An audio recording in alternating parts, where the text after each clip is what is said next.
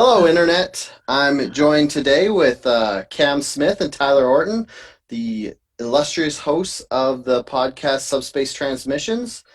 And I guess you've seen me on there, not for a while. It's been like, what, 2 years since I've been on? I think we wanted No. you on Is it? for Star Trek Picard, the Yeah. spinoff with Patrick Stewart, but then a pandemic happened. Yeah, stupid COVID ruined my That chance got to be on your scuttled. podcast Yeah. again. Hey, it hasn't been 2 years, though. We had you on for Star Trek No. Discovery, right? Yeah. Oh, maybe it's just been a year. I Yeah, think we it was an definitely had episode you of on Star for Trek Discovery. It Yeah. was season 2. It was actually the worst episode of season 2, Saints of Imperfection of Star Trek Discovery. Is that the You had to one? deal with fungus aliens. It was really bad. Is that the one Yeah. where There's a lot Saru of is running? jogging through the corridors. Yeah. That's right. Yeah. Yeah. Yep. Yeah, that's true. Well, I was going to ask you guys, since you guys are technically the Star Trek experts that I know, how do you feel, or what's the word on the next Star Trek series that's coming out? Because during this pandemic, I've watched all the Star Treks, and I need some more. So, Well, what's which one are you the- talking about? Yeah, there's like the 50 next one coming coming out out, at I this point. guess. I think so. The suspicion is that Star Trek Lower Decks, the animated series, is going to be the next one, a more adult-oriented Star Trek. The creator of the show is calling it kind of a PG-13 animated turn in the Star Trek universe. It's not Nice. making fun of Star Trek; it's having fun within the Star Trek universe. So, Cam, you and I, we agree. Like, we're looking forward to this more than anything else, pretty much coming up in the Star Trek universe, right? Yeah, we both attended the Las Vegas Star Trek convention. We've gone every year. Well, at least we had gone every year. We'll see about this year. But they had a bunch of the talent behind Lower Decks show up last year. And they talked about how Lower Decks will specialize in Starfleet members who do second contact. Forget first contact. They basically come and do the mundane chores. When the aliens have already been broken in with the the humans and whatever, Starfleet. The second crew comes around and is just like, okay. That's what's hilarious going on, guys? pitch. Yeah. I love the I'm idea in. of that. Yeah, it's also, what were they saying, Cam? It's the people that have to scrub the carbon off the other carbon. It's Yep. like the people with the crappy jobs aboard a starship, but essentially people that fix the turbo lifts and make the ship run every day. It's kind of fun to go behind the scenes there. And I think it'll be hilarious. Like, I think there's so much to mine in the Star Trek universe in terms of just humorous stuff. Cam, like, for people that don't know, like, our podcast, and Dale, you know this, we're quite irreverent on the show. Like, we don't hold it as a holier than thou sort of series. Like, we have a lot of fun, kind of, playfully chuckling at the universe, I'd say. Yeah, and there's a lot to chuckle about. We did an episode recently on things in Star Trek that don't make sense. There are a lot of them. Yeah. And I There feel are like a that lot. kind of feeds into the general theme of the podcast. Yeah. Yeah, but I don't know, Dale, we haven't been able to talk to you about Star Trek Picard. What did you think of the return of Patrick Stewart after like 20 years? Oh, I loved it. I do have two gripes about it, which is more a nitpicky thing. One, they unveil this dog in the first episode, and he calls him his number one, and you're like, that's amazing. That's hilarious. They must be very close. And then they just never showed him again. And They I was put him to like, sleep. You don't want to see that deleted scene. Yeah. No. And I was like, am I just being nitpicky because I want more dog? And then the next one was that Jean-Luc Picard I don't know, what was that episode where he spent a lifetime as that farmer? The Inner Light. Yeah. So he spends an entire lifetime learning to play, what was it, the piccolo? The The Ressican flute. Yeah. Yeah. And maybe it would have I'd love it if it was the piccolo. Yeah. No. It looked like a piccolo from my limited Star Trek instrument knowledge, but they should have just had like one throwaway scene where he's playing it, because it's like he spent an entire lifetime mastering this instrument, never learned any other one, and they based the whole relationship with this woman, this like keyboard player, around it, and then it's just like gone. Like, Nella Darren. I can wait for the flute in season 2. I do think you have a point though about the dog, and that they really marketed that dog. You look at advanced poster art. That dog is in the poster, and that did not deliver what was promised. And I mean, Archer got to take smart Porthos. marketing choice. It is, but Archer got to take Porthos into space. Why couldn't Picard take his dog? Oh, a dog in space would have been great. Yeah. Yeah. That was the name of my band back in high school. Dog in Space. Dog Star was taken. Dog Star, yeah. Sorry, Keanu. I have to go with Dog in Space. It was your second choice. Yeah. What did you guys overall think about it? I listened to, I think the most, like up until I was going to come on, I listened to all your Picard stuff, and it seemed like you guys generally liked it. No, I forgot. And then something happened with my iTunes feed where it doesn't automatically download you guys. And then we suck that badly. I get it. No, I think it's some weird, maybe it's just like a glitch because I don't have a Mac. So maybe it's just some like interchange thing with it. I think there is actually some sort of glitch. You and I, we were a little mixed on the show. Yeah. I think our issues did not have to do with the production values or the performances. It had to do with more like the storytelling, the scripts. We liked the first episode a lot. We liked the return of Riker and Troy in Nepenthe. There's a great moment with, Data that I thought was fantastic.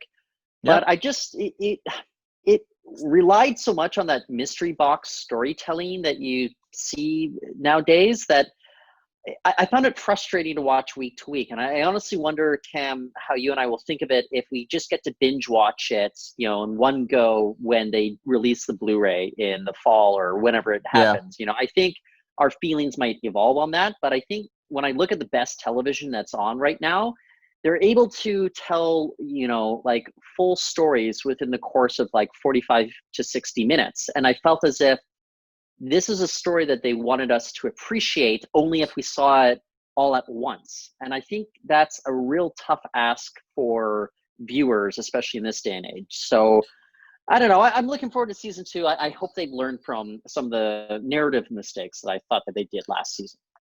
Yeah, I had put forth the concern when the Star Trek Discovery started up. They said that would be fully serialized. And I always said, if you have all these episodes that are so serialized, what if the overall arc kind of sucks? That drags down an entire season instead of like 2 or 3 episodes. Like the Red Ghost thing? Red Angel? You know what? I feel like Discovery skated by okay. It definitely has issues. Frustrated with the Red Angel arc. We got frustrated with it. Yeah. Yes. But I still walked away happier with this first 2 seasons of Discovery than I did with Picard, where when I got to the end, I was like, that arc did not engage me really whatsoever. Like, I like some of the, the fan servicey stuff, some of the mythology and universe building we got. Some returning characters was fun, but I kind of walked away going like, okay, that's what Patrick Stewart was super excited to come back for. I'm always nervous when you bring back old properties after 20 years because the amount of times that's been a smashing success is so small. And I felt like Picard, unfortunately, kind of fell into the kind of the bigger group, which is, here it is. Kind of saw that with X-Files when X-Files got its return. There's a couple good episodes, but there's a lot of just absolute sort of duds in that mix there. So, or even if you're talking about movies, the Ridley Scott return to the Alien franchise. I don't know many people that are putting Prometheus and Alien Covenant to the top of their rankings for that series. Or even the one before that. Diss on Michael Fassbender's flute playing. If we're talking about recipe flute playing, Michael Fassbender, that scene in Alien Covenant is one of the most amazing scenes Ridley Scott has ever done. I'm being totally genuine. I remember seeing that in theaters and the entire audience laughed. What about I don't think Ridley Scott was going for that. Yeah. Sorry, Dale, what were you saying? What about Alien Resurrection? That one that we all just kind of want to forget about with that whole half person, half alien white monster thing that got sucked out the window. That was Cam's nickname in high school. The white monster. Resurrection's not great. It's got bits and pieces I like, and I feel like that's every Alien movie really after the second one. Yeah. bits and pieces I really like. The third one is like a frustrating film because you feel like it could have been great. Whereas I don't look at Resurrection and be like, that could have been great. It's like, it has fun bits. Mhm. Yeah. Yeah. One thing I liked about Picard was I enjoyed. I was looking forward to him kind of like because the old Star Trek TNG was so segmented and they kind of like there was a couple like multi episode arcs, but Star Trek never really got into that till like Deep Space Nine. So I was looking really forward to some of those old characters like get that big arc and kind of just get a chance to fully fill out the character and stuff like Jean-Luc Picard. You're like, because like that episode I was saying before, what you said was a lifetime or something. What was it called? The Inner Light. Yeah, the Inner Light. So Yeah. that episode was one of my favorites because it was all Picard and just like acting his butt off. And then, so I was especially looking forward to maybe some more of that action. But I think it kind of almost suffered from too many characters.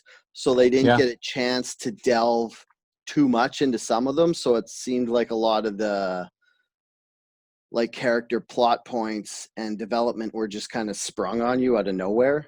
Like Raffi, she went to visit her kid. Yeah, that's a good scene to point out. Yeah. That was kind of like a just thrown in where you're like, why do we need to see this? Like, the why show do we hasn't care earned about this. this character that much at that point? And it seemed very disingenuous on the part of the writers to throw in a scene like that.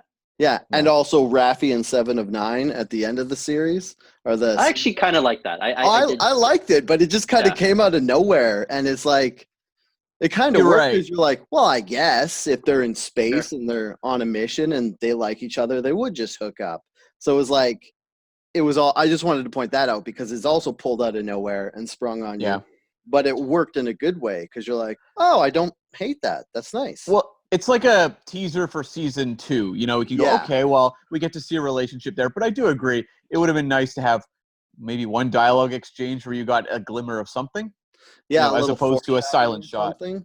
Yeah, that'd be fun. But season 2, hopefully. There's been some shuffling around. We'll see what season 2 brings. They need to let us breathe with the show a lot more. I think the problem with the show is it was too obsessed with plot point versus just that hangout factor, which is I think the reason why we're all drawn to Star Trek and drawn to the characters. Ultimately, you get so much more time to breathe with the characters in series like Deep Space Nine or Next Generation that I feel far more engaged by what the characters are doing. Whereas you have kind of these sad sack characters like Elnor or Narek. I did not care at all about these characters one bit. I was just like, no.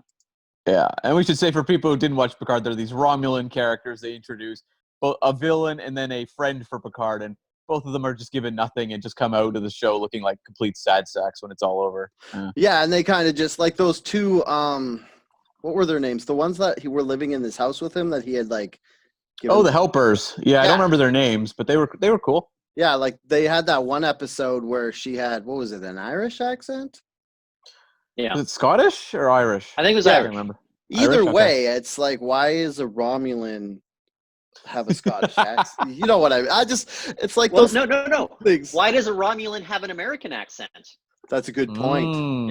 Yeah. Got you there. One could say that the universal translator would give everybody an American accent, or that's very American centric, though. That's true. Okay, here's a hypothetical question.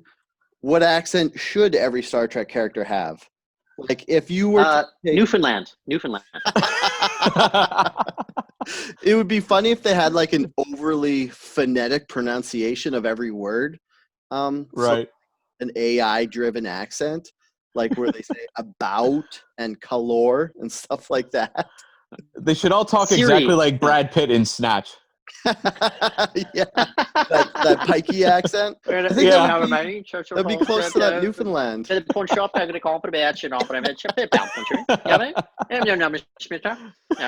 Pitt. All right. My mama died in the trailer park fire. There you go. I can do that accent the rest of the podcast if you want, guys. Don't worry. Oh, I'd love it. I don't know if all the people watching would particularly be a fan, but hey, I'm all for alienating the audience. What kind of snatch Star Trek crossover fandom is there? That's what I'm wondering at this point. Oh my God. Could you imagine if they did one of those flashback episodes like Voyager 90s, but it was like the next Picard goes like Picard 2000s and they just get pikey Brad Pitt involved and like no explanation. He's just on the ship. It's like every flashback scene with Picard, he's just doing that accent that Brad Pitt had. Yeah, or that would be something. Oh, even better. There's a flashback episode of when Picard was like in his unruly youth, and it's Picard still looking the age he is, but he's bare knuckle fighting Brad Pitt. But dubbed by Jason Statham. Yes. Yeah. Not a me. Or Jason Statham with the hair, with the Picard hair on the side. Yes. And he's just like, you're just like, all right, that's Picard. I'm in. TL Grey Hulk. Yep, you know what I mean. All right. So I think that's enough Star Trek talk, unless you guys want to. I mean, Fair enough. The world is demanding more, I'm sure, but yeah. What do we have to be outraged about this week, Dale? Okay, I want to start with something mild and easy. The Aunt Jemima rebranding. Right. You guys hear about this? They're taking off. Yeah. So far, it's Aunt Jemima, Uncle Ben's, and Cream of Wheat. They're all African American logos on the box, so they want to get rid of them. Maybe update them. Maybe go a little more racially sensitive. What do you guys think about that? I want to know who cares that deeply about the logo on their syrup that they're outraged about it. But like people are going crazy. I'm just like, guys, I don't care. Have whatever logo you want on your syrup. It doesn't matter to me. But like if it is like incredibly racist, which it is, if you look at the Aunt Jemima history of those logos, Cam and I, we did this exercise. We Googled it. We were just horrified by the history of the logos there. So it's just like for them to try to deny that it doesn't have racist undertones or racist history, it's insane. So why are these people outraged that they won't be able to look at this same woman on their syrup anymore? Like, I don't know. I have no idea, because you look at, you Google the images or whatever for the past logos, and you'll see one, you're like, oh my God, that must have been like the first one. And then there's another one, you're like, oh no, like that one's even worse. It's like a string of just horror shows. And it's like, people, who cares? Yeah. Like, who cares? Yeah, like I was like with Tyler, I'm like, yeah, it's syrup. It's owned by Pepsi. Why does it have this same logo? And it's funny because it's like, they're like, okay, up until now, they're like, okay, our logo is very racist. Let's make it unracist, but keep the same caricature of an African-American woman. And it's like, why wouldn't you just get rid of it altogether to begin with? Yeah, exactly. Yeah. Like so many products have stopped being sold over the, the history of product lines. Yeah. Like, were people endlessly mourning the loss of old products? No. Like, who cares? Like screaming saucers? Like, I'm over that. Do you remember screaming saucers? What were those? Were they fizz-filled candies? Yeah, like you'd eat them, and the problem was they kept turning people's feces like blue, and so they had to ban them from the stores. Because people were like scared of blue feces. Yeah. That was the name of my next band in high school. Oh, nice. That's a more punk feeling, I'm guessing. Oh yeah. But like when I was a kid, they sold like candy cigarettes in stores, like the gum ones. Oh yeah, the Popeye ones. Yeah. No, there's the Popeye, but there was also ones that were actually looked like cigarettes, and they had paper around them, and if you blew through, it was like powdered sugar came out the end. Oh, I remember. They were a little different. Those went away early. Like those went away before the candy ones. I think I remember those from like before I was like, because you're what, 40? You're the same age as me, aren't you, Ken? 39, yeah. Yeah, so it would have been. They would have gone way around when I was like 7, I think. Grade 2. I guess so. Yeah, I guess somewhere around there. But I mean, things like that disappear I'm and they go away. Dead, so I don't follow it. So. Tyler's on TikTok right now on his other monitor. But like they went away. whatever. Yeah, like, Whatever. Yeah, Like, whatever. who cares? do you think Yeah. if we would have had social media, there would have been people outraged that Yes. Yes. candied cigarettes were going away? They'd be like, I bought those as a child and I love them and my life won't be the same without them. It's like, whatever. Boo Get a hoo. life. Like boo hoo. Like They're whatever. like, they don't encourage smoking at all, even though they make it seem fun and delicious. Anybody who smokes because of these, that's their own fault. I feel like if your life is drastically upset by the changing of a corporate logo, you've done something wrong. Yeah. Yeah. You definitely need to attach your emotional state to something else. Well, what's your favorite Yeah. corporate logo at this point, guys? Me? Boy. I don't Actually, even really think about them. I really like the Shell logo, which just because it's so clean and simple. Yeah, maybe the I'll go with Coca-Cola Chevron. logo? I'll go with Chevron. Chevron? Okay. I'll Chevron, take nice. Coca-Cola, I guess. Big Mostly oil. because I just like Coca-Cola. I don't know. Yeah, Coca-Cola is good. I like the script. It's a good Yeah. script. Yeah. Yeah. Yeah. It's, But I wouldn't cry if they changed it. No, I wouldn't care. No. Go ahead, guys. You wouldn't be one of those people who, like, when they had the new Coke, and that was like when in the 80s or the 90s, when that was a Like lot 80s, of I think. I don't Yeah. know. I wasn't born into 2004, so whatever. Tyler's just our ploy to get at the younger audience. Yeah. What up, bros? We want to get some Zillennials to watch. I'm gonna do the Robin Williams young person impersonation. Oh, God. Hello, kids. Hello, fellow youths.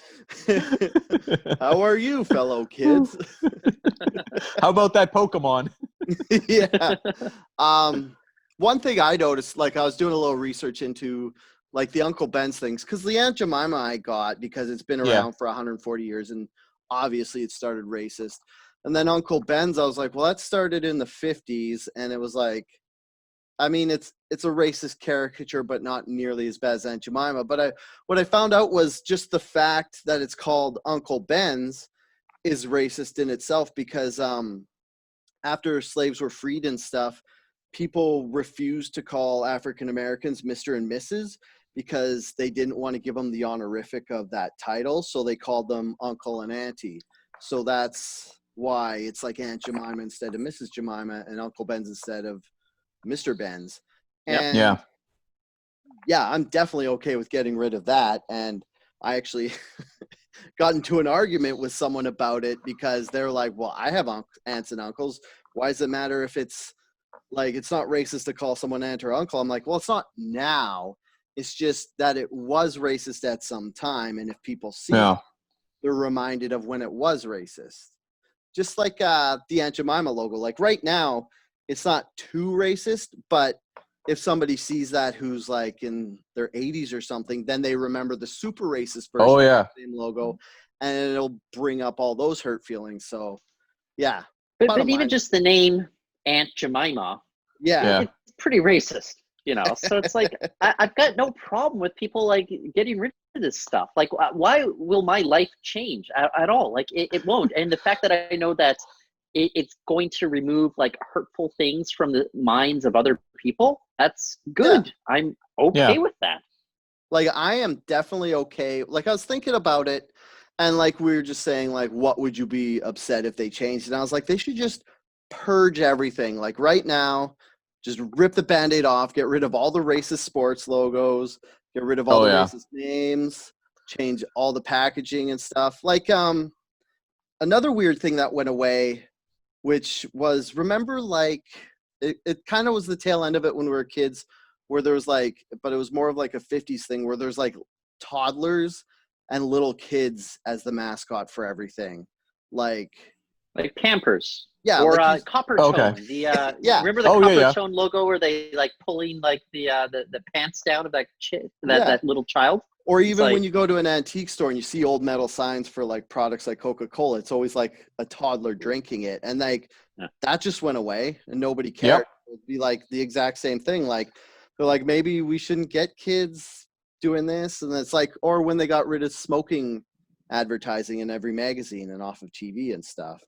It's just, it's all just incremental, like evolution of the media, I guess you could say. Oh, definitely. I mean, Yeah, do you remember like Mikey, the kid that ate fries on TV? Or was it no? Mikey was the Wheaties kid or something. Yeah, But there was that Mikey kid that likes it. That was Life. yeah. What was the Yeah. kid who he was blonde? He had glasses and he ate French fries with ketchup. I guess it was a ketchup advertisement. It was a McCain's commercial. He might have Yeah. also been Mike. It was like he likes a nice long chew, and I was like, and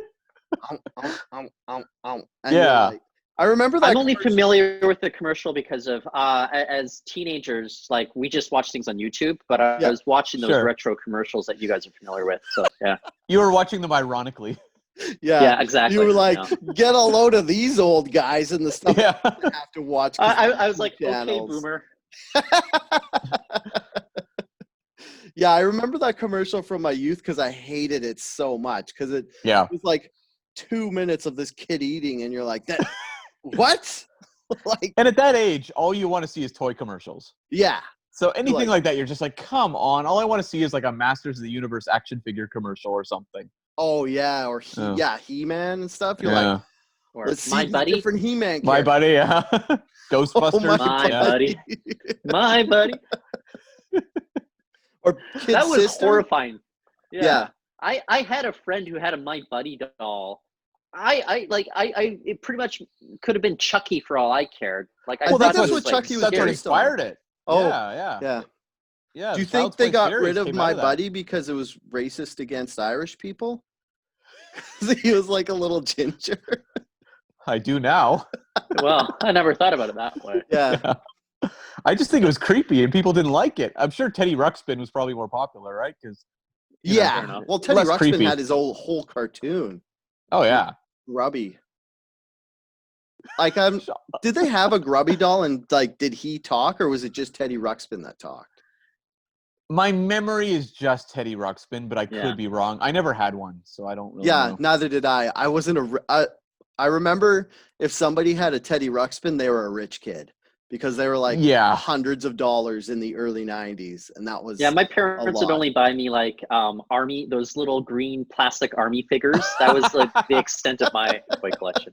So. Yeah, or like right at the beginning of like the no-name knockoffs, like there was like Transformers, then there was GoBots, and then there was always like another, like they would be sold in the dollar store now, and you'd get one of those, and it like two things turned, and you're like, this isn't But that was too rich for my parents. I would get those airplanes where it's like two pieces of wood that you like put into each other, and then you like get to float the airplane like that. The toys you had to just that was yourself. my Christmas gift. Yeah. And then you'd see a kid with the wind-up propeller that had like the elastic, and you're like, oh, that's so much better than mine. You don't even have to throw those. I remember when I was a kid, though, I asked for a Transformer for Christmas, and I got a GoBot. Ooh. You know, it was a seaplane.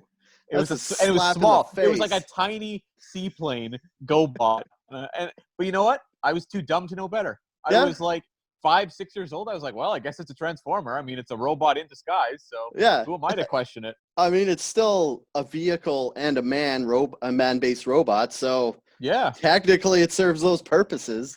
You know, the seaplane doesn't seem as cool as like a fighter jet or a tank, but maybe I'm underestimating the badassery of a seaplane. Yeah, I love seaplane stands for camplane, right? That's right. Yeah, that's right.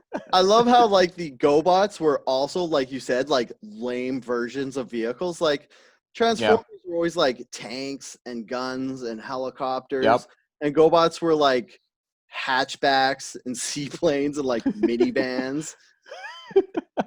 Although I did remember liking GoBots because there was a cartoon GoBots. And if you're on Peasant Vision that had the 2 channels, you got GoBots and not Transformers. So I got attached to some of the characters a bit. But then you'd like watch Transformers and you're like, I'm just missing out so much. Was my beloved seaplane on that cartoon show? I can't remember. One of the main guys was Vanguard. Was that a Transformer? Or was he a GoBot? Oh, you're asking the wrong person, really. Okay. Yeah. I'm sure there's people screaming in the comments right now. Probably. About it. They can answer it. They're like, stop talking about GoBots. Or they're like, talk about my favorite GoBot. Oh, speaking of robots, did you guys see that A couple years ago, remember all those videos of the Boston Dynamics robots they had where they were like just terrifying, where they would like have that dog and they would kick it and it wouldn't fall over. And then they had one that could like walk on sticks and you're like, somehow this is going to kill us all. Well, now you can buy one for 40 grand. They're like, got to back up. I think they're like this big and this tall and they're yellow. And Boston Dynamics says they're only selling them to you if you're like some sort of research organization that, I don't know. But at first I was like super stoked. I was kind of scared because it's like, this is the beginning of the robot like apocalypse. And then I was like, wait, it's literally just a robot dog. It does nothing really. It doesn't really even have a head. No. What would you do with this dog if he was in your home? Like, let's say they allowed, like personal use. Yeah. As you said, it's only for enterprise use at this point. Wouldn't you get bored after about a week and you just, put down tens of thousands of dollars on this thing? Yeah. What's the guy from Mythbusters? Adam Devine? Is that his name? Or Isn't wait, that the guy from Maroon 5? Yeah. No, Adam Devine, I think, is the guy from Modern Family. There's a lot of Adams. Maroon Very Busters. close names. Yeah. Maroon Busters family. But the guy with, not the guy who wore Adam. the Adam Like, from it is an Adam. Mythbusters Yeah. had one of these dogs, and he like made a video of it, and he got him to pull him in like a little wagon or something. So I guess that's about the extent of it. Like, I'm sure that entertained him rough. for all of 10 seconds. yeah. I mean, it would be cool if it was big enough to ride, because then you could go like outback riding for however long the battery lasts. I'd love to see you on the streets doing that, Dale. Oh, trust me. If I had 40 grand to spare and it was big enough for me to ride, I would get my money's worth just by riding it everywhere. I would like You have ride to it. wear a cape. You have to have a cape on while you do it. Try you're and doing it stop bareback. me. Yeah, like I'd be like King Robot, and I'd have like a crown and a cape, and then I'd just be the crazy guy nobody questions, because they'd be like, that guy's obviously got stuff going on, and we're not even gonna bother because that's just too much. He might stick his robot dog on us. Yeah. So, I mean, it is kind of useless because it doesn't do much, but it is kind of cool that their Boston Dynamics is starting to sell their robots. I find those robots far more intriguing than the androids that were on display during season 1 of Star Trek Picard, personally. Yeah. I can't remember those ones. Were they in the show or just in general? Well, spoiler alert, people, I don't know, skip 10 seconds, but by the time that we got to the last 2 episodes, we were introduced to that planet full of androids, and I was just like, okay, well, there you go. I don't think you have to give a spoiler alert, because if anybody hasn't watched Picard yet, I don't think they're going to. Because after Cam and I kind of ridiculed it earlier on. So. We're all like, the show's good because we love Star Trek so much, but it's kind of boring.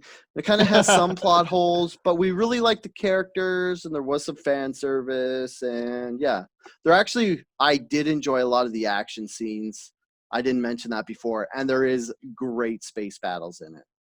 Like, you like the Romulans spitting venom on people that would make them melt, right? Yeah, that was pretty dope.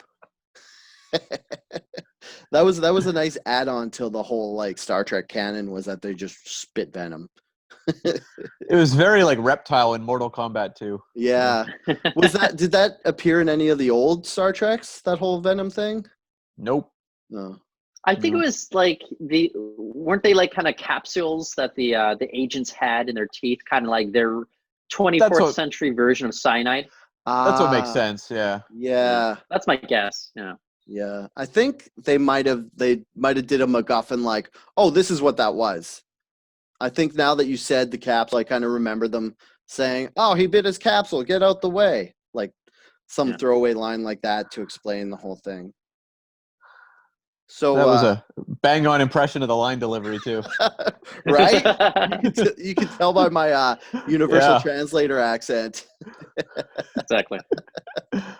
I couldn't tell if you were an Irish Romulan helper or not just a moment ago. Or if that was my Americanized version of right. accent. So have you guys been wearing masks out and about and stuff? Like you don't Yeah. have to up here, but it's more like down in the States and if you go to Yeah. enclosed spaces. But Like I've been working from home for the last 3 months, but I went Yeah. into the office yesterday and we had like a meeting. It was all, physical distancing involved, but about half the crew had masks on, myself included. mhm. After I left that meeting, I picked up some groceries. I kept my mask on during the grocery store. The thing that's interesting to me though is, remember in Vancouver, where we're all recording this podcast, there was those big Black Lives Matter demonstrations that were going on about 3 weeks ago. Oh, they were not People just are in Vancouver. well, but Yeah. I'm thinking about this. I know for a fact the numbers here in British Columbia did not spike as a result, of people congregating.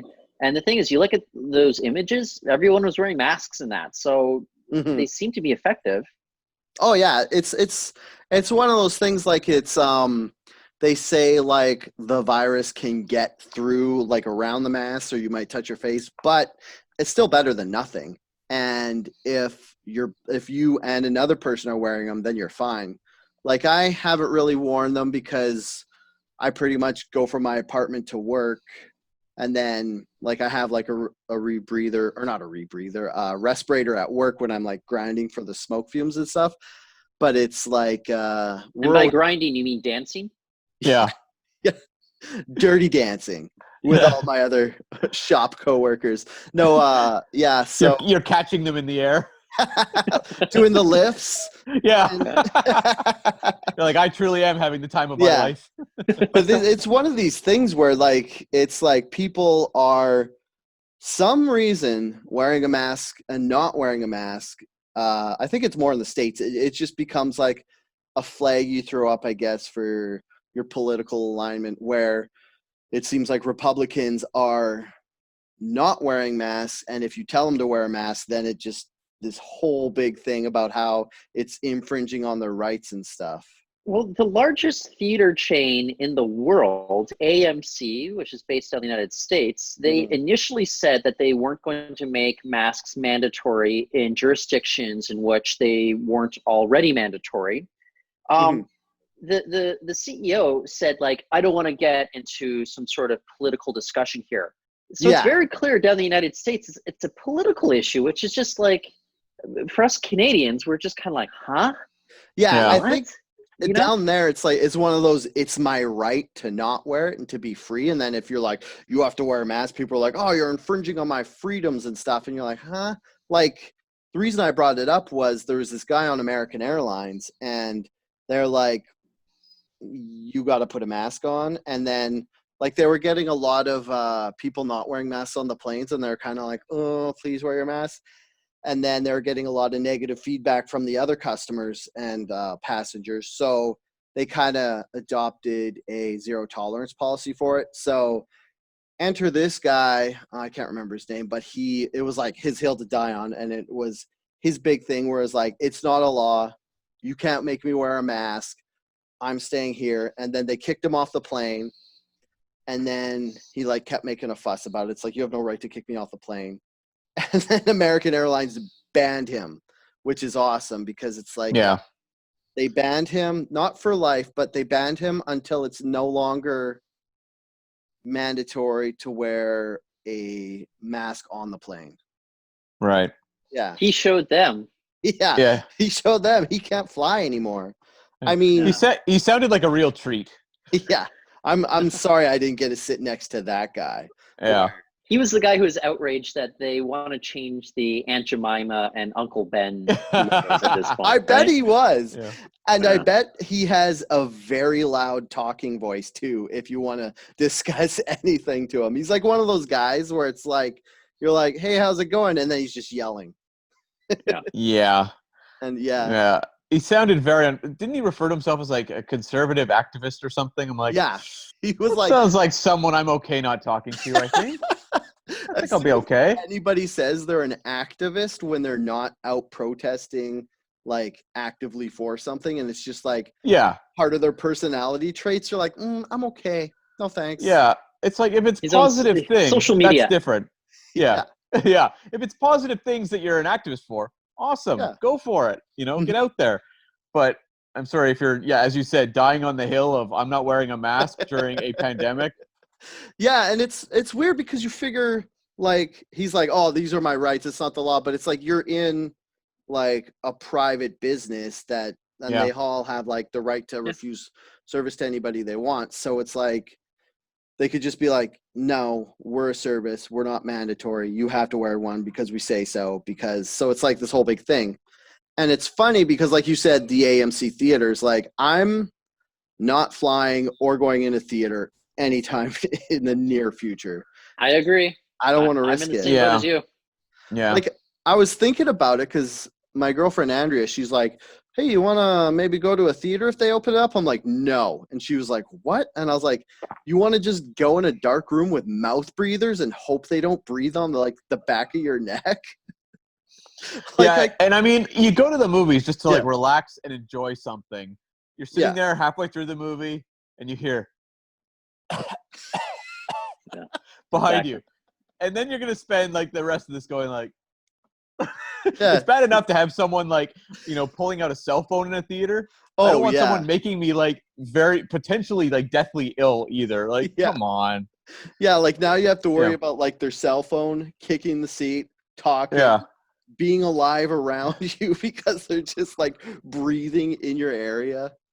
Yeah. And I mean, right now there's only really 2 big movies coming out. Other than that, I don't need to like rush out to the theater to see whatever they're going to clog up with the theater. I know there's like a Russell Crowe kind of movie they're going to toss into theaters, but I mean, it's unhinged. Yeah. It just comes down to Tenet, the Christopher Nolan movie, and the Mulan remake. That's really the only 2 big movies. And I don't expect Mulan to open, and Tenet they're being more stubborn with. So, I mean, we'll see, but I don't know. Yeah. It's funny because it's like, with Trolls and that new King of Staten Island, they did that thing where they just released them on streaming where you can like pay more to get them. And that was like, remember, what was it? Superman Man of Steel way back, like probably, what was that? 2000? What was that? 2013, I think, wasn't it? Yeah.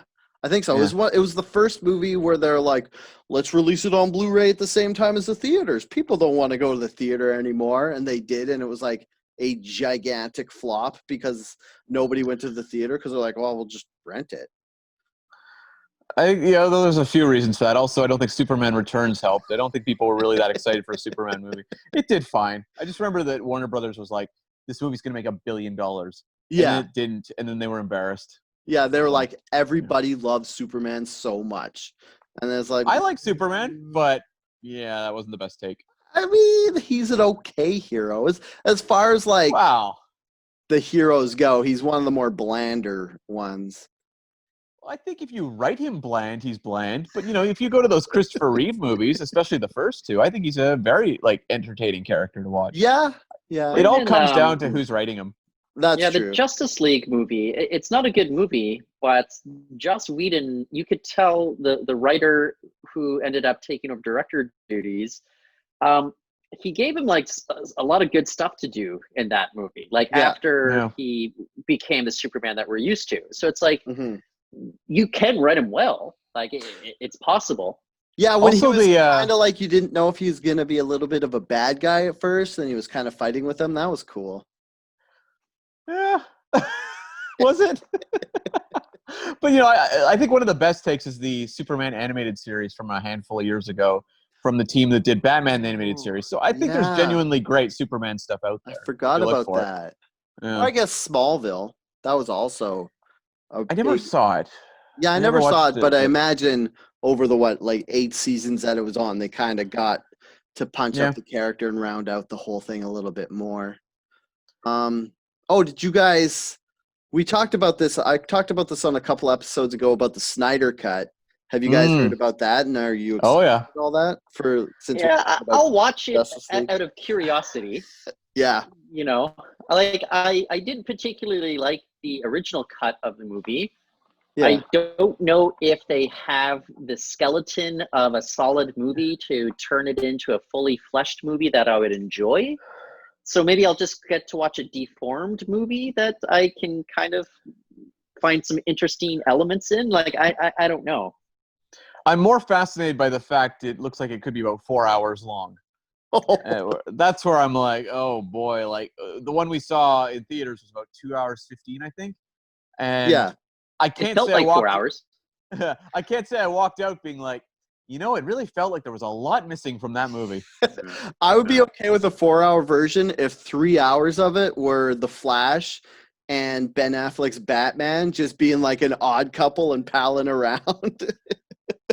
Actually, I'd be okay if all the extra time was devoted to Zoom sessions that the Justice League was having with each other, trying to write in the COVID stuff, Yeah.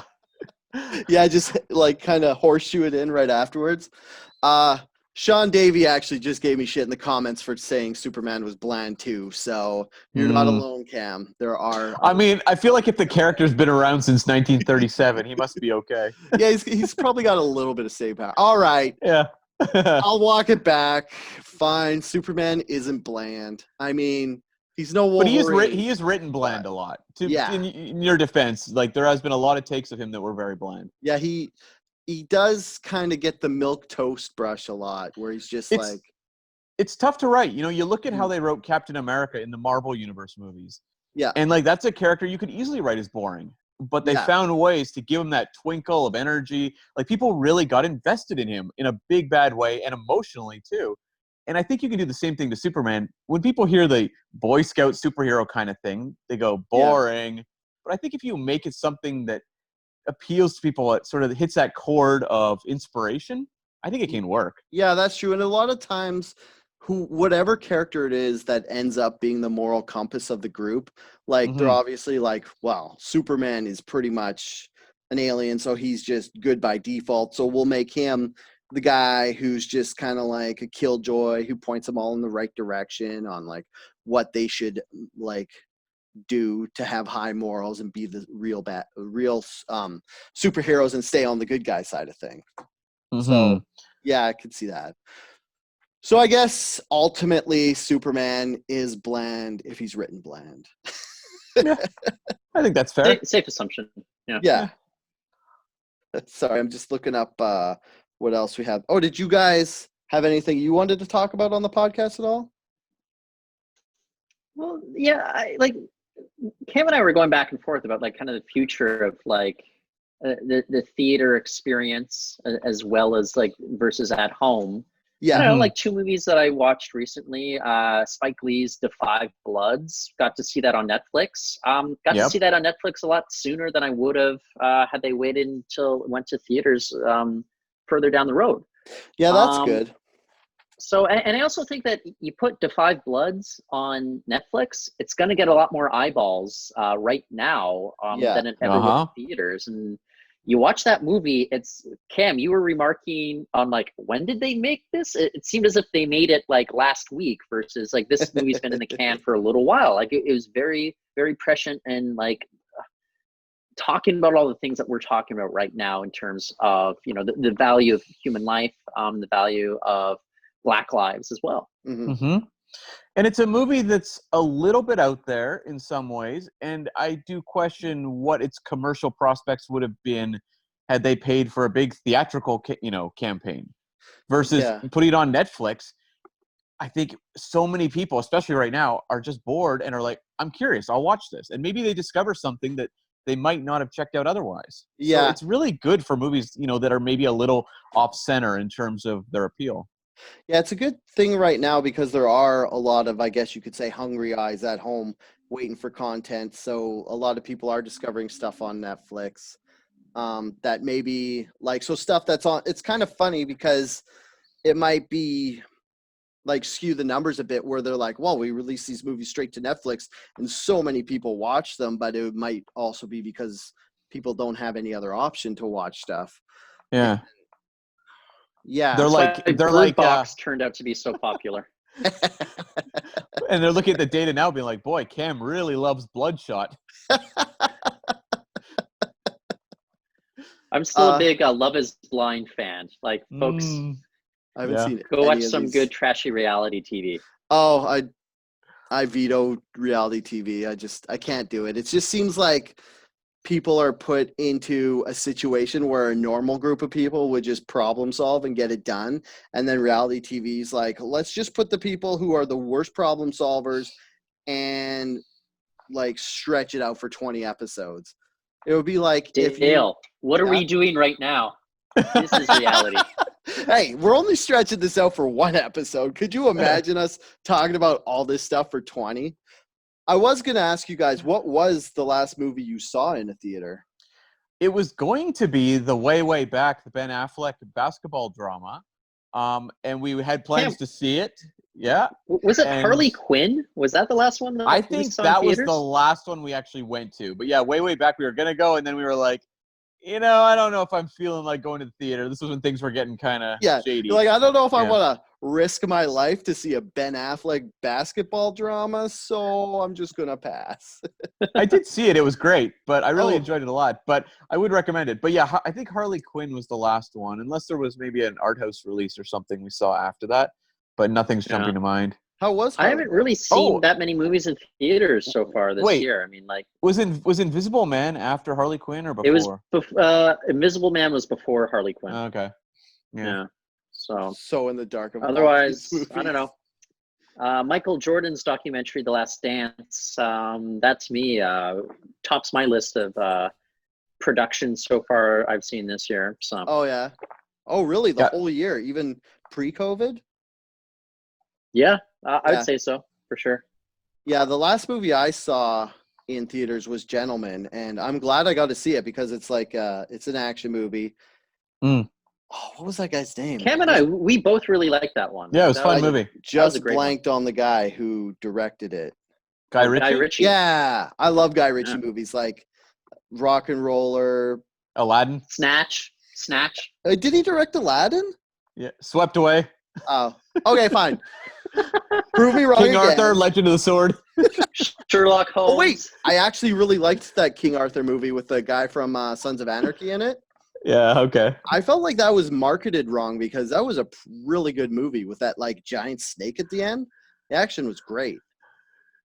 And I watched it on Netflix. I'm like, why aren't all my friends talking about this movie? It's like a knight and he's fighting giant like snakes. Like, what more could you want? That's the King Arthur I remember. It's the King Arthur I always wanted. I think it's really interesting that he worked a giant snake into that movie, but when he made his Aladdin remake, that didn't have a giant snake. I never really realized that until this very moment. Well, I think it wouldn't have been canon if there was a giant snake in Aladdin. Yeah, there was a giant snake at the end. Jafar turns into a giant snake.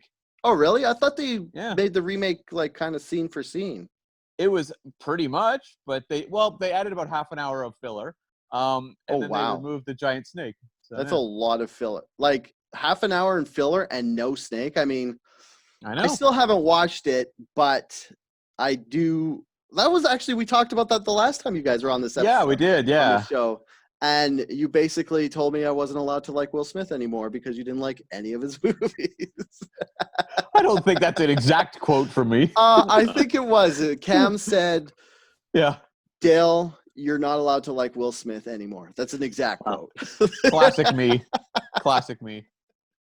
No, I don't know. It's just like you guys have the same last names, so that's why he's kind of very protective of that's right. protective of his name. So. Yeah, Cam just doesn't want to be the lesser Smith of the two. He's like, that guy can't act. I'm way more interested. Yeah, it's a really tough competition I've got going there. Yeah, my private competition. Yeah, I was gonna say one of the reasons I don't ever want to go to a movie theater again was when I watched The Gentleman. It was so disgusting. So me and Andrew are sitting there and we went to VIP. So we're like, ooh, we're bougie now. We went to VIP. Right. And then we get hit with this smell. We're like, somebody get blue cheese popcorn? Like, and then I was like, I don't think that's a thing. And then she's like, yeah, I don't remember seeing that. And then we're like, what is that smell? Like, as soon as we realized it wasn't food, we're like, someone smells like blue cheese. And we look over and there's like a girl like 2 seats over, and she has her like sock feet on the railing going like this. Ugh. And I was like, I wanted to die. And That's I was like, disgusting. You're supposed to take the socks off.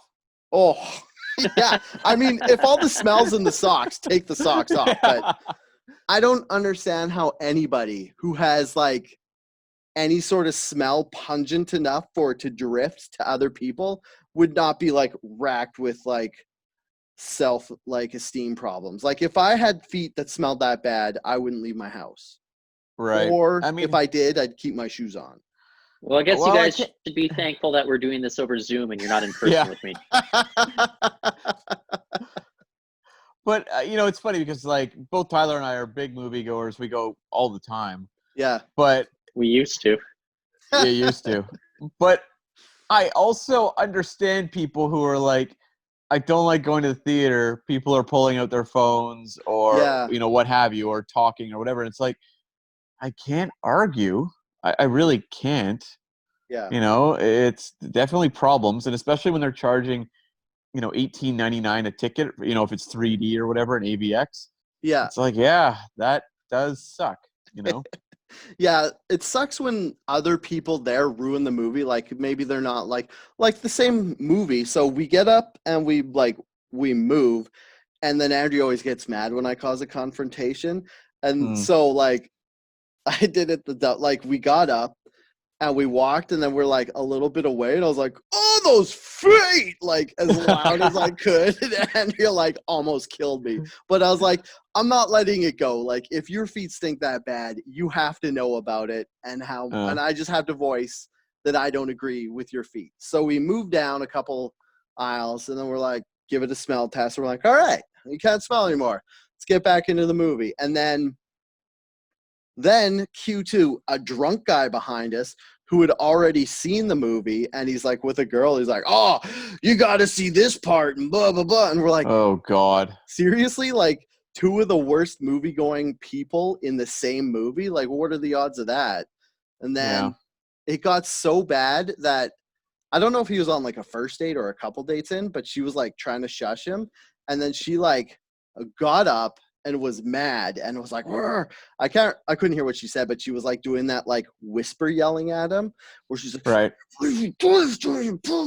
and then she like storms off, and then he walks after her.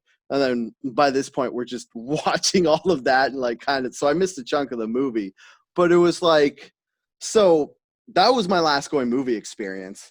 And so now it's like people are like, "Hey, you want to go to a movie and maybe not wear a mask?" And I'm like, no. I don't Like know. I'm so It's like traumatized. a dark, contained area, recycled air. Mhm. I'll hold off until it seems to be safe. For now, I don't see it being safe. Well, I mean, like, there's no pressing need to go. If Tenet does move, there's nothing really coming out till like October. Yeah, So it's gonna be a while. That gap is totally fine with me. I just wish they'd bump that movie because that's like the one movie that might draw me to a theater. Like a Mulan, I'd be like, you know what, I'll watch it later. But like a new Christopher Nolan movie is such an event, especially like for me, I'm a huge fan of him. But I don't want that temptation. Just push this movie back for God's sakes. Do you think maybe like once the theaters open, they'll take movies back and show them again in the theater? Like, do you think there's any possibility of that? Do you mean like play older movies? Well, not like older movies, but like say King of Staten Island that just came out. Like once the theaters are up and running and people are going back, do you think they'll take something like that and replay it? I mean, I think they're already doing that with Trolls. Yeah, like I was gonna say, yeah. So. Oh yeah. Yeah, like I think like they'll just, if theaters decide to just open, they're going to be desperate for content. So it's kind of like what's available to us if there's no new releases, being opened. So yeah, I could see it. That makes sense. I wonder if they'll like also like they're obviously not filming. Like I think they were halfway through the new Batman with Robert Pattinson, and then they kind of like had to shut down, so they'll go back and refilm that.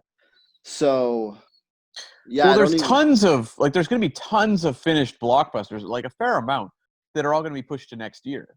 Oh yeah, like they're already done, you mean, and they don't want to put them in? Oh yet? yeah, Wonder Woman's now opening in October. The new Bond movie will be in I think it's November, October. Did they get a different Bond? No, it's Daniel Craig. It's his Oh, final okay. movie. Yeah. And then, they've pushed, for example, the new Fast and Furious right to next summer, as well as the Disney Jungle Cruise movie. That's now in the summer. So, there's tons of stuff now that they just bumped a year ahead. So, I totally forgot about that one. That's the one with The Rock, the Jungle Cruise movie, yeah. right? Yeah. Wow. Yeah. I'm glad they pushed that because I want to see that in the theater because it'll have because the good thing about Disney is when they make a movie that has CGI and stuff, it's going to be top-notch CGI, so it's going to look good in the theater. Sometimes if you're watching maybe a little lesser known movie with CGI, sometimes it's a bit questionable. Mm-hmm. So some of the Sony stuff's a bit shaky. Yeah. Yeah. Did you guys see Sonic the Hedgehog? I didn't. No. No. I was not someone who played the game really at all, so I didn't have any real nostalgia for it. Tyler, did you ever watch it? No, I'm in the same boat as you. It just didn't. The IP did not grab me. Yeah, I played Sonic when I was growing up because I was one of those kids who had a Genesis instead of a Super Nintendo. Just gonna leave it at that. Not gonna unlock that big can of worms. You were that guy. Yeah. Don't worry, I wasn't the guy who pretended it was better just because it was the one I was stuck with. Right.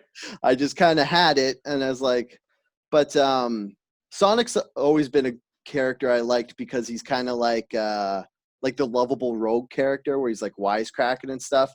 And I think what's his name? Ben Schwartzman played Sonic, and I didn't know that going in. So when I got in and then I heard his voice, I was like, oh, that's cool. Because it was one of those movies that I went to the theater because we were just had nothing else to do. And I had low expectations because I'm it's a video game movie. These are never super good. And it was actually really good. And Jim Carrey's Robotnik was really good. Yeah. I mean, the bar for video game movies is so low that it's almost if you can make it just competent, people are like, that was really good. Yeah. In comparison to the hundreds of other bad ones, that was actually really fun. Yeah, it's it's no Mortal Kombat, but yeah, Mortal Kombat will forever own my heart. But yeah, that's one of You're those not ones. a Tomb Raider guy? Oh no.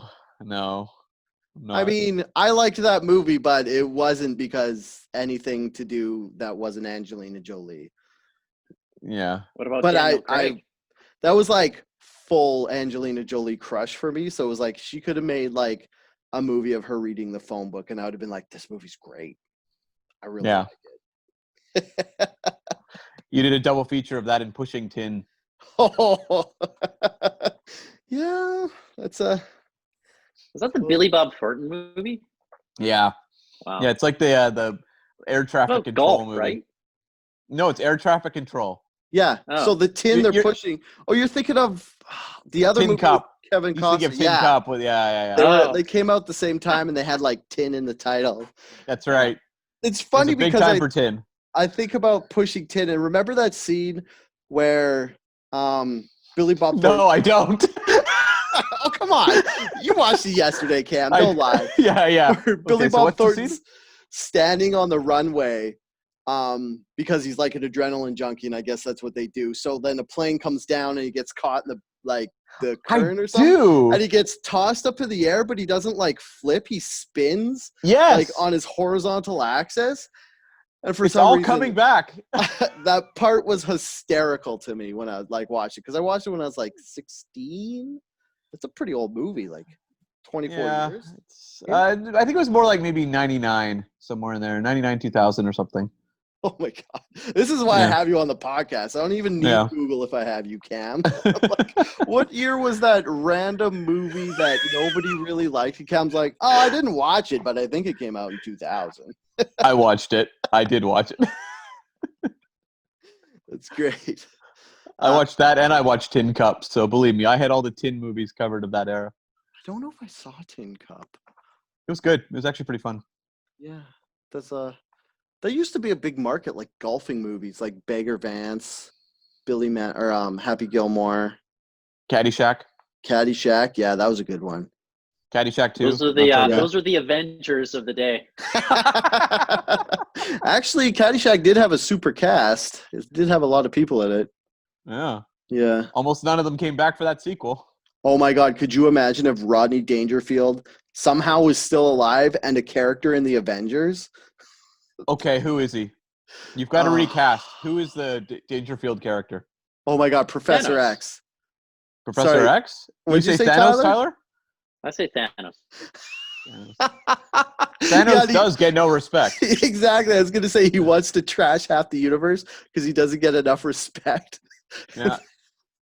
Thanos, this used to be my world, and it was great.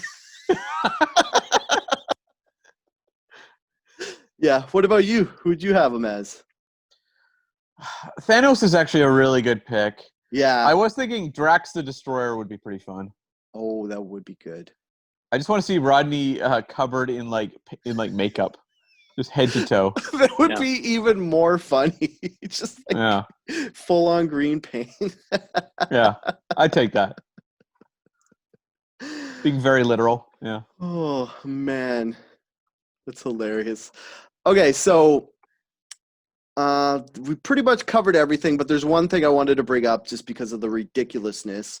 So down south with all the Black Lives Matter protests and them rightfully getting rid of everything racist, they're getting rid of the old Confederate statues. Mm. And I saw something in West Virginia. They wanted to replace all the Confederate statues with Mothman statues. Which Yeah.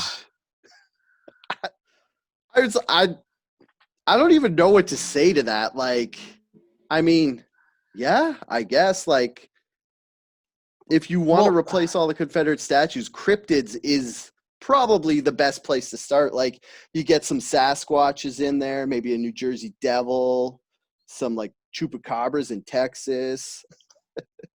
I feel like the Mothman though is very obscure. I mean, I remember Yeah. that movie, The Mothman Prophecies, but That's Mhm. the Even then- only thing that I know. yeah, Like, I didn't really know that was a popular character of like kind of like I don't know, just like what's the word, rumors, I guess, and Yeah, of over the urban years, legends and stuff. urban Folklore. legends. Yeah, thank Yeah. you, folklore. Yeah, but maybe it would be the same thing if we were to announce if we had the equivalent of statues and we were like we want to rip them down and put up Ogopogo statues, and people in the U.S. would be like, what are they talking about? So maybe it's Ogopogo. maybe it's so regional that we just don't get it. Yeah. Yeah. Well, because I was like, I saw that, and then I was like, oh, maybe there's more to. Because I was like Tyler, I was like, I remember the Richard Gere movie, but I didn't know. Like, I thought it was like Slender Man, where they just made it up for a movie. But Yeah, it me turns too. out it's only as old as 1967. Like, what happened was somebody thought they saw like what looked like a cross between a man and a moth in 1967, and then it was either a ferry sunk or a bridge collapsed, and then a bunch of people died, and then from then on it's supposed to be like if you see the Mothman something terrible's going to happen. So I don't know why you'd want that as a statue. Just be like a harbinger of doom as a statue just around your So- city. What happened? They saw like 40 Mothmen, and that's why we have the pandemic right now. Oh, maybe. That was a Mothman putting their feet up in the movie theater with Dale. Yeah, it smelled like death. I mean, like, I guess, but you're right. It does seem rather grim to be putting Mothman up if Right? only bad things follow them. Yeah, I think it's enough, like enough bad things followed the Confederacy, so I think Mothman would be, Yeah. I don't know. I'll take Mothmen over Confederate soldiers myself. Yeah, why not? yeah. Go for the safe folklore choice, yeah. I mean, yeah, like I'm down with replacing him with anything really. And like I said before, like if you're gonna go like supernatural cryptid stuff, that would be great. Like I think like the Sasquatch is pretty popular around here, so you could get some of that. Hmm? And then well, I guess we He would gets just into all the clubs. yeah, because he never looks underage because he's got a full beard. Yeah, I was just talking about that. What's the deal? Like, you go to a club, they want 2 pieces of ID. You hand them your driver's license. What does it matter that you hand them a credit card as well? Like, anybody could get like your credit card, or if you're going to pass on a fake ID, I don't know. It just seems kind of useless to me. I think it's they want you to prove that you stole someone's whole wallet instead of just Okay. their ID. Yeah. I like that. That makes Yeah, more sense. like- I can buy that then. Yeah. Like, yeah, because sometimes it's like it doesn't even have to be a credit card. It's like sometimes you're like, here's my debit card. It has my name on it. And I'm, all Cam right. hands over his checkbook that shows that it's perfectly balanced. I was gonna say my Zeller's points card. Yes. Yeah, your frequent Zeller's Diner card with 6 punches out of 10. And then they close it. Okay. Yeah. Remember when we went back to talking about them getting rid of brands and all this stuff? Yeah. I will say I was upset when the Zeller's Diner closed. Because I don't think I remember the ever. Zeller's Diner. Yeah, I don't remember that. Oh, really? No, I don't. It was like the best at being terrible because it was the quality of Zeller's. So it's cheap, and I was a younger guy. I was a college student, so I didn't have much money. I mean, unlike now when I'm totally rich and don't even need to go there. Right. But it was 50s themed, but it was just like low effort 50s theme. So there was like the floor was like checkered, and then there was like one hula hoop on one wall, and then a bowling pin on one wall, and then like an old bike on the other wall. And it's like you just got a burger and fries for like under $10. Wow. Okay. I mean, Tyler, I don't how want was to this food? oversell it now to make you guys miss it too much. I don't miss it. Did you try it, Tyler? Yeah. Okay. And I didn't care that it was gone. Honestly, like if somebody said a there's no more McDonald's anymore, Yeah. my reaction would be shrug. I'd be like, okay. Yeah. Yeah. Because we had a Zeller's right by my house, but there was no cafe. Mm, So I feel like I was ripped off of the great Zeller's Cafe. yeah. And now you'll never know because it's gone forever. Well, I guess my heart will Well, have to go on. In Cam's place, it's already the lowest price is the law. So, That's right. Every day. every day. I do have my Zeddy doll too. I So. guess if you want to throw your money around, you can always go to Denny's. And I do. There you go. Oh, I know how I said the Mothman thing would be the last thing, but there's another thing. Like we're like, I guess I hope we're nearing the end of this pandemic. Like, do you guys think we're gonna get out of it soon? No. No. Like, what reason do we have to think it's coming to an end? I mean, Yeah. the curve's going There's down. no treatments. There's no vaccine. True. So Optimistic Tyler there. no, I'm just being realistic. Yeah, Like, no, it's true. It's true. We're, Wow. we're most likely going to have a notable second wave at some point this year. Mm-hmm. We'll have to go down to lockdown mode, once again. So I don't know if people are going to take the lockdown as well a second time. Do you? Like, the weirdest thing about the lockdown for me was how willing everybody was to do it. Like, except for some places in the States where they like Right. weird middle states where they're militant about stuff and they just protested to stay open. Overall, I felt like everybody was like, oh, okay, we'll just do whatever. And I don't know if people will have like the fortitude to do that again.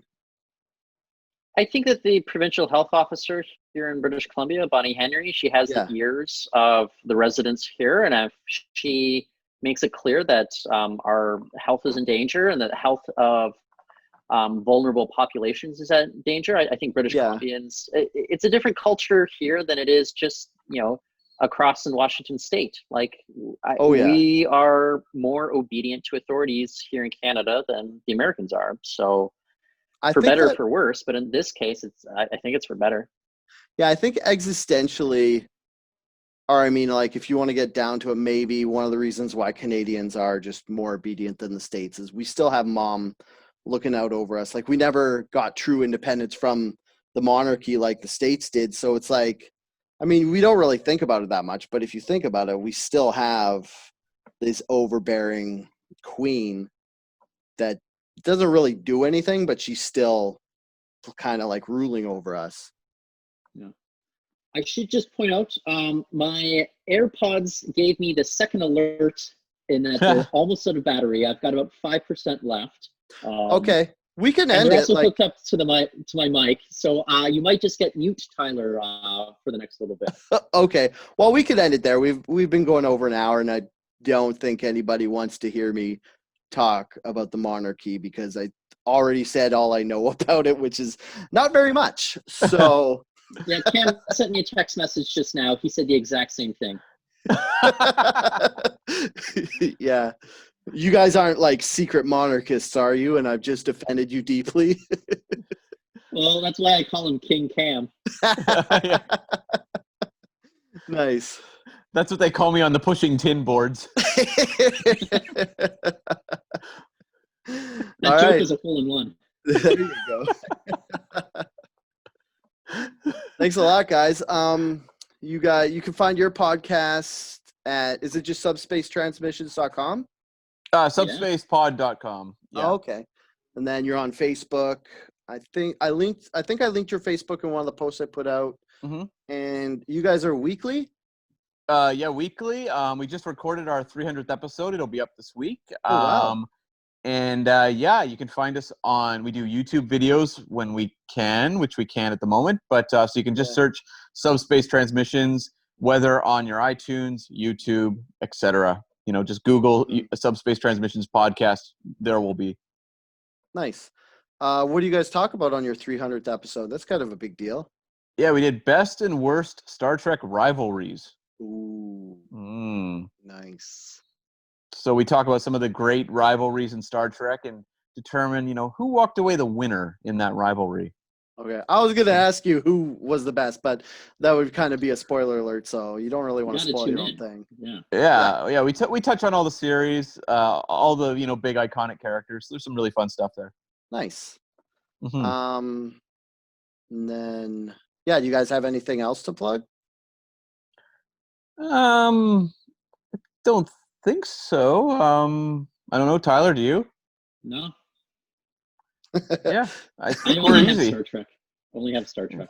Yeah. All right. Thanks a lot for coming. Thanks everybody for viewing, listening. If you're not watching this video, I've been your host, Dale DeRuiter. You can find me on Twitter at SuperDalebot. What's your guys' Twitter handles? I'm at Cam V as in Voltron Smith. You can find me at Reporton. That's REPORTON. Nice, a pun. I dig it. And you can find, if you want to subscribe to us, you could go to iTunes or Apple Podcasts or anything else. You can visit our Patreon, Outrage Fact Pod, I think. Facebook, Outrage Fact Pod on Facebook. You can follow us on Twitter. Pretty much everything's just Outrage Fact Pod. Go check us out. And thanks a lot for coming along. Thank you. It was a pleasure. Thank you. Yeah. No problem.